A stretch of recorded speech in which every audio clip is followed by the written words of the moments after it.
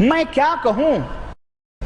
تو جناب علی یہ دیکھو زکریا صاحب باپ ہیں تبلیغی جماعت کے، ان کتابوں جو بانٹے ہوئے ہیں ان کا عقیدہ میں بتاؤں، یہ دیکھو اللہ آپ کو بھلا کرے، یہ کہتے ہیں کہاں ہے بھائی، یہ دیکھو صفحہ نمبر 234 ہے نا، جس کو اگر یقین آئے وہ آ کے بعد میں دیکھ لے گا۔ کہتے ہیں کہ حافظ محمد ضامن شہید انہوں نے مجمع عام میں اپنا خلیفہ بنایا اور ہم لوگوں کو بھی مجاز کیا۔ اس کے بعد حضرت بیمار ہوئے، آپ نے فرمایا مجھے میرے وطن جھنجھانا لے چلو۔ جب لوہاری سے آپ کی پالکی تھانہ بھون پہنچی تو میانہ مسجد کے پاس ٹھہرایا۔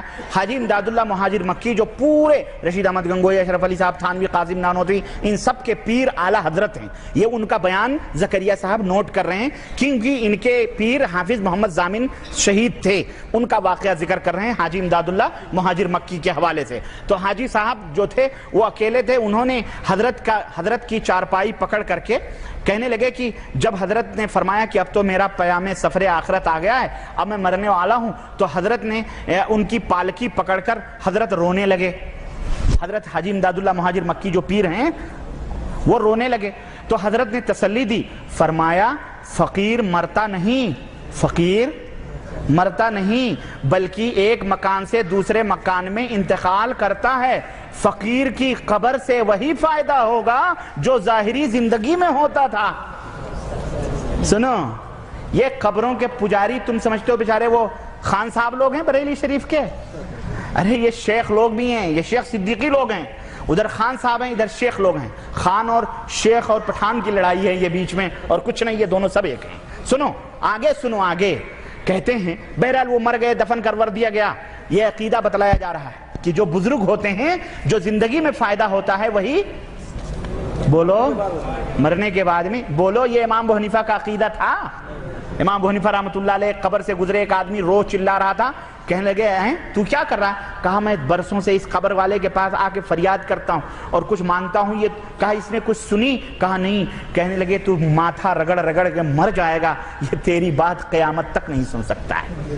یہ حنفی ہیں، یہ کہتے ہیں مرنے کے بعد بھی وہی فائدہ ہوتا ہے جو زندگی میں ہوتا تھا۔ سنو کہتے ہیں اس کے بعد بہرحال وہ کرامت ورامت کی، ان کو دفن کر دیا گیا، تو کہنے لگے حضرت سارا انوار سمیٹے ہوئے ہیں، ورنہ یہ تو کہیں دوسری جگہ ہوتے تو پوری دنیا روشن ہو جاتی۔ بہرحال کہتے ہیں اعلیٰ حضرت حاجی امداد اللہ مہاجر مکی رحمت اللہ علیہ نے کیا کیا، مزار کے سرہانے چند اشعار لکھے اور اس کو کتبے میں لکھا کر پتھر اتھر پہ سرہانے حاجی ان کے ضامن اپنے پیر کے سرہانے لگا دیا۔ وہ اشعار کیا تھے یہ لکھے ہوئے ہیں، اشعار کیا تھے سنو۔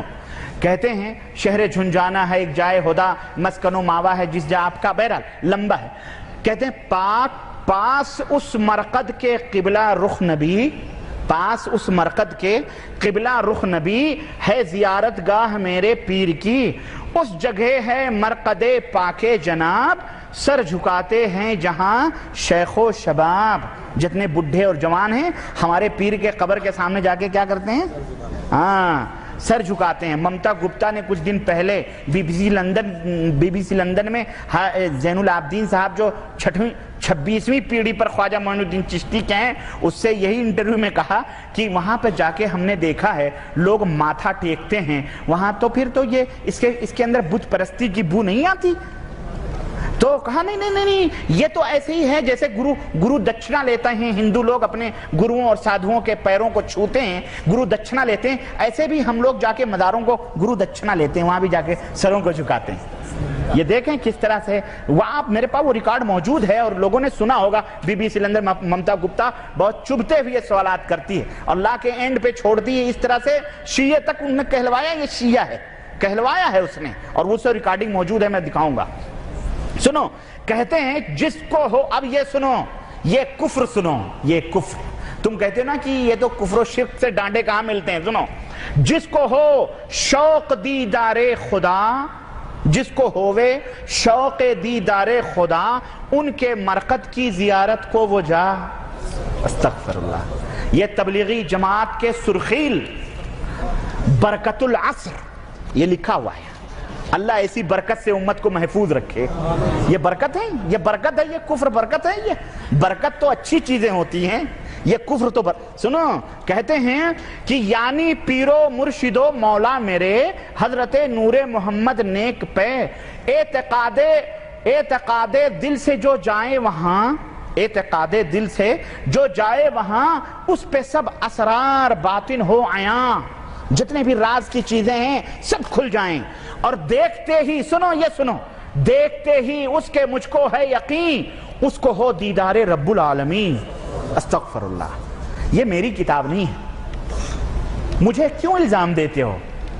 مجھے الزام مت دو، آئینے تجھ خود ہی بتا، ان کا تو ہمراز ہے تو، یہ کتاب خود بتلاتی ہے۔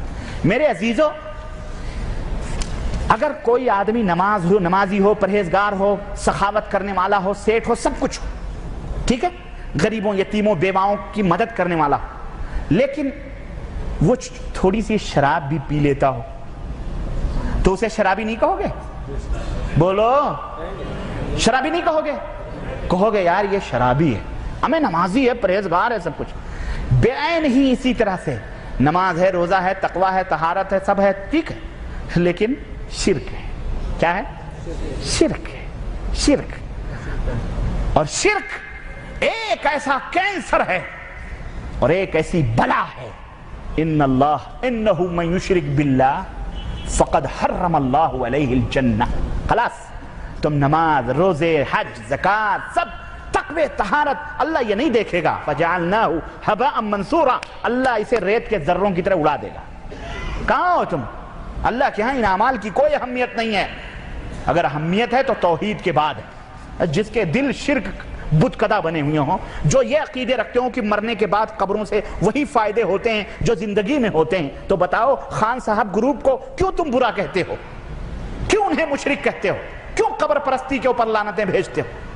بولو میرے عزیزو، یہ کتابیں مارکیٹ میں ملتی ہیں، ہم نے چھپائی نہیں ہے، مکتبہ شیخ زکریا مفتی اسٹریٹ سہارنپور یوپی کی چھپی ہوئی یہ کتاب ہے، جاؤ خریدو، اپنی آنکھوں سے دیکھو۔ اور یہی نہیں، اس کے اندر تو ایسی ایسی باتیں ہیں، کہتے ہیں ایک دن کرنال کے بزرگ نے حضرت میاں صاحب کی خدمت میں ایک دن دوپہر کے وقت، یہ کہتے ہیں صاحب تذکرہ کر رہے ہیں کہ میں حضرت میاں صاحب کی خدمت میں ایک دن دوپہر کے وقت گیا، حجرہ شریف بند تھا مگر کیواڑ اچھی طرح سے لگے ہوئے نہیں تھے، کیواڑ جو کھولا تو کیا دیکھتا ہوں کہ حضرت میاں صاحب کا سارا دھڑ الگ الگ ہے، سر الگ، پیر الگ، کان الگ، ناک الگ، جسم الگ۔ مجھے دیکھتے ہی سب اعضاء باہم مل گئے، اور حضرت میاں جی اٹھ کے بیٹھ گئے، فرمانے لگے کسی سے کہنا نہیں، کسی سے کہنا نہیں۔